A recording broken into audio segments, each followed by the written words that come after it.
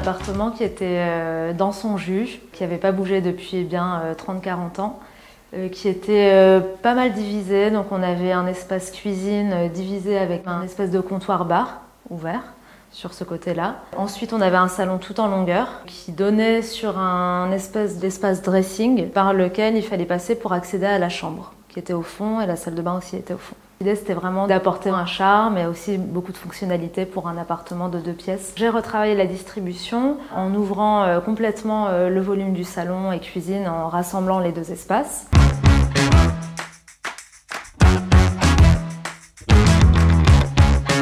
On a décidé d'installer la cuisine dans l'angle de la pièce à vivre avec un espace repas complètement ouvert. Ça nous a permis de dissocier donc le sous-espace cuisine du reste du salon. On a tranché avec des couleurs complémentaires mais qui sont assez différentes, qui sont un kaki gris dans la cuisine, un plan de travail en béton qui a une matière très brute qui vient contraster avec le salon qui lui est arrondi dans un bleu ciel. Donc voilà, c'est vraiment un contraste des 2 sous-espaces mais qui se marient très bien.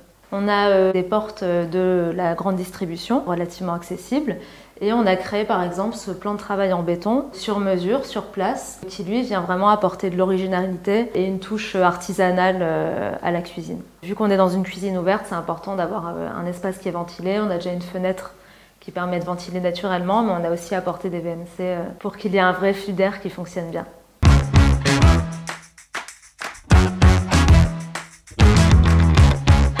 La grande spécificité de cette pièce à vivre, donc c'est son espace salon qui a été dessiné entièrement sur un plan rond. En fait, on a créé un centre, on a tracé un rond et donc ça crée l'espace salon dans lequel on a intégré un canapé qui est en arc, qui était déjà une contrainte d'aménagement, qui a aussi donné l'idée de faire ce salon en rond. On a toutes les cloisons, toutes les étagères, un espace bureau, le sol qui a été aussi dessiné sur ce plan rond. La forme ronde avec cette grande hauteur sous plafond, ça donne vraiment cette sensation de volume et aussi une pointe d'originalité. Ça demande un travail fait par des artisans assez chevronnés qui savent travailler la matière de façon arrondie, ce qui n'est pas non plus donné à tout le monde. J'ai choisi une couleur ciel gris qui reste assez chaleureuse, qui est assez enveloppante et qui donne vraiment cette sensation de confort en fait. Ce bleu gris, le kaki, le béton, le crème, c'est vrai que c'est des tons qui rappellent les rues de Paris en fait. Pour le sol, on a aussi joué sur cette délimitation arrondie en démarquant bien les sols parquets et carrelage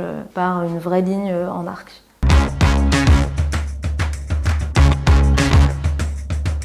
Pour la chambre, on a décidé de la rendre déjà très fonctionnelle avec l'ambition d'en faire un espace très chaleureux, très enveloppant. La tête de lit a été traitée en plaquage chêne qui a aussi dû épouser la forme de la pièce. Ça crée des niches qui sont assez pratiques finalement pour créer du rangement. Alors on a créé tout un mur de rangement dans la chambre permettant de mettre vraiment toutes les affaires. Et donc c'est des placards de la grande distribution.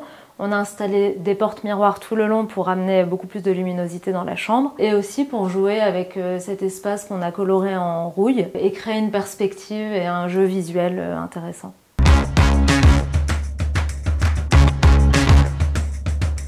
Alors la contrainte principale pour cette salle de bain, c'était l'évacuation pour l'eau. On devait avoir un WC accessible depuis le salon et en même temps un accès aussi depuis la chambre pour ne pas avoir à repasser par le salon quand on veut aller de la chambre à la salle de bain. Donc j'ai double accès et c'est donc une salle de bain en longueur avec une grande douche, une vasque en marbre et les WC. Donc là, l'idée, ça a aussi été de contraster entre un motif qui fait assez artisanal, comme le damier, caramel, brun et crème, et en même temps apporter des matériaux assez nobles comme le marbre crème à marfil et des touches assez modernes comme la robinetterie noire.